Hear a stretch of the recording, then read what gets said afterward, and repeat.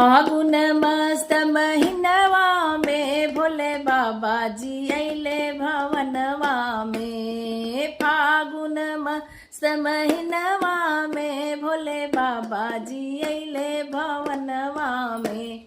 गणपति जी आए संग रिद्धि सिद्धि लाए, गणपति जी आए संग रिद्धि सिद्धि लाए। आज मंगल बटे गायंगनवा में भोले बाबा जी अइले भवनवा में। फागुन मस्त महीनवा में भोले बाबा जी अइले भवनवा में। फागुन मस्त महीनवा में भोले बाबा जी अइले भवनवा में। ब्रह्मा भी आए विष्णु भी आए, ब्रह्मा जी आए विष्णु जी आए। संग में उनके नारद जी आए, संग में उनके नारद जी आए। आज बीड़ा बजे गायंगनवा में भोले बाबा जी अइले भवनवा में। फागुन मस्त महीनवा में भोले बाबा जी अइले भवनवा में। राम जी आए लक्ष्मण जी आए, राम जी आए लक्ष्मण जी आए।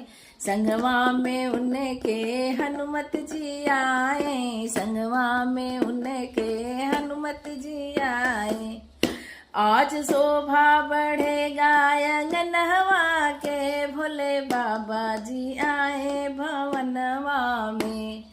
फागुन मस्त महीनवा में भोले बाबा जी आए भवनवा में।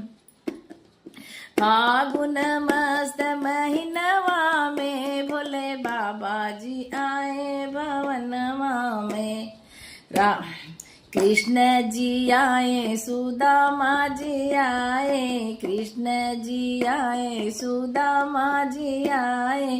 संग में उनके बलदाऊ जी आए, ताली बजावत बलदाऊ जी आए। आज मुरली बजेगी अंगनवा में भोले बाबा जी आए भवनवा में। फागुन मस्त महीनवा में भोले बाबा जी आए भवनवा में। सखिया भी आई सहेली भी आई, साधु भी आए संत भी आए।